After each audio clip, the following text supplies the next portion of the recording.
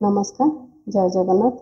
आज बनना बहुत हेल्दी सहित टेस्टी बरा जो मानक बिरी बरा पसंद नहीं तो आज रेसिपी से बहुत ही बढ़िया लगे। तो आज बनवा सागुर बरा आउ बहुत टेस्टी सहित बहुत हेल्दी भी बनूची आउ थरटे बनातु आपण मानक घरे बार बार बनने को निश्चिंत कहे। आपण मानक स्वागत कर देसी फूड कोर्ट ओडिशा को। तो मुझे गोटे छोट गिना सागु को 2-3 थर धोईकी तो ये मुझे भिजे नहीं 4-5 घंटा। आपन जदि सकाळे बरा करिया को चाहुचंती आपन राति सारा भी भिजे पारिबे किंतु सागुर जति पानी थिबो आपन बाहर कर नेबे। जदि देखि पाछे सागु भल से भिजी जाइछि किंतु पानी किछि नाही तो बराटा बहुत बढ़िया हबो। तो चलंतु एठी बरा रे माने सागुर बरा बनेया पे मोटे 4टा सिझा आलू नेछि। तो आलू सब को ग्रेटर साहाय्य रे ग्रेट करनबा। तो आपन बिरी बरा बहुत थर खाइथिबे तो सागु बराटा को निश्चित ट्राई करंतु बहुत टेस्टी सहित हेल्दी भी बरा। तो 4टा जाक आलू को एमती ग्रेट करनबा। तो आज रेसिपी यदि आपण मानू भल लागुची तो वीडियो गोटे लाइक करनियंतु आ चैनल रे न्यू थिले चैनल को निहाती सब्सक्राइब करनियंतु। तो मुझे नहीं पियाज 2टा मीडियम साइज पियाज को छोट छोट काटी नहीं गोटे छोट गाजर को ग्रेट करके नहीं एठे बड़ खंड अदा को ग्रेट करके नहीं एठे गोटे छोट कैप्सिकम को भी मु छोट छोट काटी नहीं। तो आपन को जदि वेजिटेबल पसंद नहीं केवल गोटे माने पियाज को ऐड करके आपन बरा बनै पारिबे।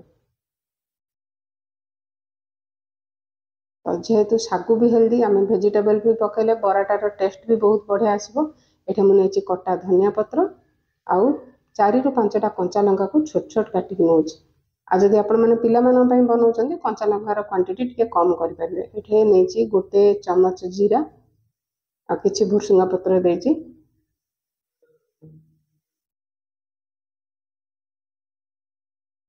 तो ये स्वाद अनुसार लुण देदेबा।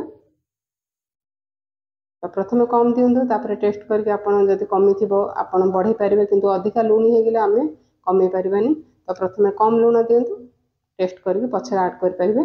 ये मु अध चमच देती चाट मसाला एटा पूरा ऑप्शनल अच्छी किंतु बहुत बरा रे पकेले बहुत टेस्ट लगुच। तो निश्चिंत ऐड करंतु जदि पसंद अच्छी। तो ये मुझे बाइंडिंग 3 चमच बेसन। तो आपड़ ये चाउल गुंड भी पकई पारे।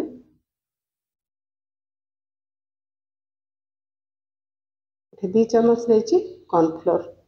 तो यहाँ बराटारे जेहेतु आम सागु आलू रे बनाऊे तो टे क्रिस्पी मुझे देती कॉर्नफ्लोर 2 चमच बड़ चमच। तो कलर मुझे अल्प ये हलदी गुंड आपन को जदि व्हाइट बरा पसंद तो हलदीटा को स्किप करेंगे। सबको भलसे गोले नेबा।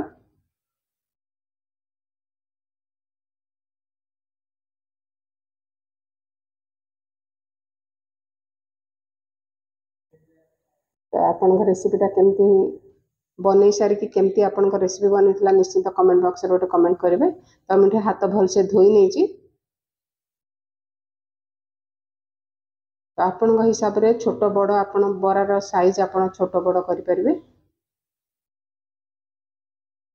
तो एमती मझे गोटे होल करने। तो आप विभिन्न प्रकार सेप्रे आप सिलिंडर सेप भी दे पारे जेकोसी आपन को पसंद सेप से हिसाब से आप बन पारे।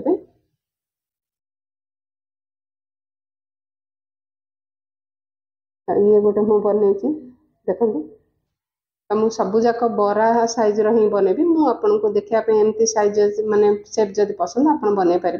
ये मुझे रिफाइन तेल नहीं तेलटा ये गरम हो गला। तो भलसे तेल गरम है बरा को ऐड करने।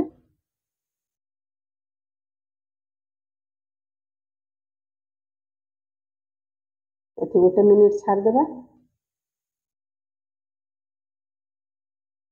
तो गैस रेट मीडियम करना कलापर ये उल्टे ना बरा को बहुत कम समय बरा बन के आपंकर रेडी हो। आपण को सॉस भी दरकार पड़ोनी आम खाली आप खाई बहुत टेस्टी। तो एपट सेपट करके 2-3 मिनिट भितर आम बरा बन के रेडी हो।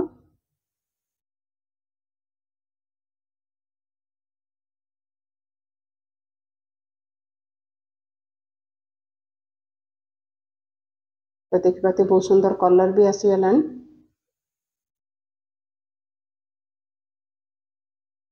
तो बाहर करनबा आपण माने पिला मानकु टिफिन बॉक्स रे बने के दे परिबे सकाळर जळखिया भी करि परिबे भी संध्या बेले आपण इवनिंग स्नैक्स हिसाब रे भी नै परिबे